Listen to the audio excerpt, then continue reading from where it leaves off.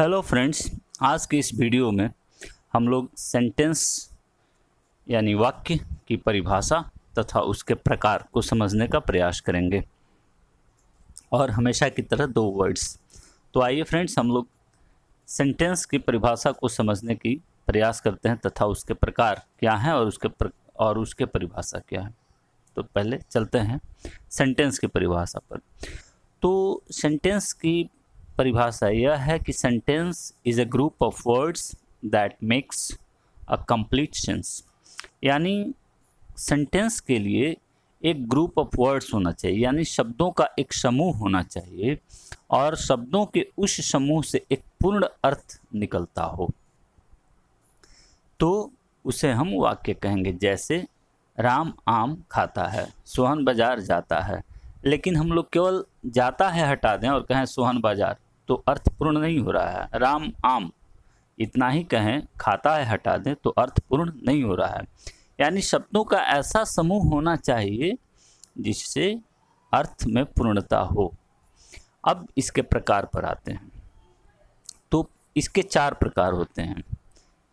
Sentence के चार प्रकार होते हैं। पहला स्टेटमेंट, दूसरा कमांड, तीसरा क्वेश्चंस और चौथा एक्सक्लामेशंस। तो पहले हम लोग स्टेटमेंट को लेते हैं। स्टेटमेंट वह वाक्य है जिसके जरिए हम लोग कोई सूचना देते हैं या कोई बात बताते हैं, और यह सूचना या बात सकारात्मक भी हो सकती है या नकारात्मक भी। तो यदि सकारात्मक है तो इसे असर्टिव सेंटेंस कहते हैं या अफर्मेटिव सेंटेंस कहते हैं, और यदि नकारात्मक है तो नेगेटिव सेंटेंस कहते हैं। अब इसकी पहचान देख लेते हैं। तो स्टेटमेंट का पहचान यह है कि इसमें सब्जेक्ट होगा तथा वाक्य के अंत में, हिंदी वाक्य में पूर्ण विराम तथा इंग्लिश वाक्य में वाक्य के अंत में फुल स्टॉप लगा होगा। और ऐसे वाक्य के जरिए हम केवल सूचना देते हैं। अब इसके बाद होता है कमांड्स। कमांड्स के जरिए हम लोग अपनी इच्छा जाहिर करते हैं, या कोई आदेश देते हैं, या कोई रिक्वेस्ट करते हैं, या कोई मनाही करते हैं। जैसे कृपया मुझे कलम दीजिए, यह रिक्वेस्ट है, कमांड हो गया। मैंने कहा आप शोर मत कीजिए, यह कमांड हो गया। मैंने आपको कुछ करने से मना किया, इसलिए यह कमांड हो गया। कमांड्स जो है इसमें सब्जेक्ट लुप्त रहता है, छिपा रहता है या अंडरस्टूड रहता है। और इस वाक्य के अंत में भी हिंदी वाक्य में पूर्ण विराम तथा इंग्लिश वाक्यों के अंत में फुल स्टॉप लगा रहता है। अब इसके बाद हम लोग आते हैं क्वेश्चंस पर।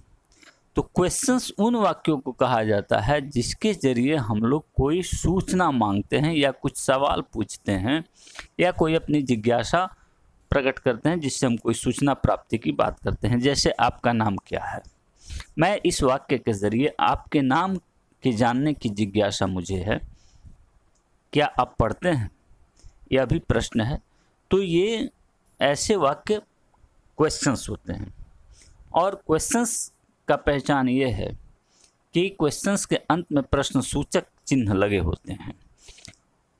क्वेश्चंस दो प्रकार के होते हैं। पहला यस नो क्वेश्चंस और दूसरा WH questions. Yes no question helping verb या ऑक्सिलियरी वर्ब या मॉडल्स से शुरू होते हैं तथा इनके वाक्य में क्वेश्चन मार्क, इनके इस वाक्य के अंत में क्वेश्चन मार्क लगा होता है तथा इसका उत्तर हम यस नो में दे सकते हैं। दूसरा है WH questions. WH questions WH word से शुरू होते हैं और इसके भी अंत में, ऐसे वाक्यों के अंत में भी प्रश्न सूचक चिन्ह लगा रहता है, लेकिन इसका उत्तर हम लोग हाँ या ना में नहीं दे सकते। इसके लिए हमें कुछ वर्णन देना होता है, कुछ वर्णन करना पड़ता है।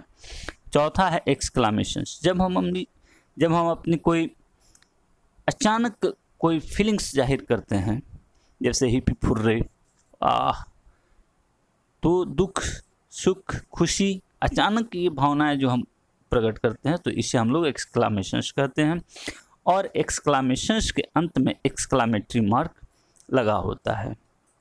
तो इसके जरिए फ्रेंड्स हम लोग का ये प्रयास था कि स्टेटमेंट सेंटेंस की परिभाषा क्या है तथा उसके जो प्रकार हैं कितने हैं तथा उनकी पहचान क्या है।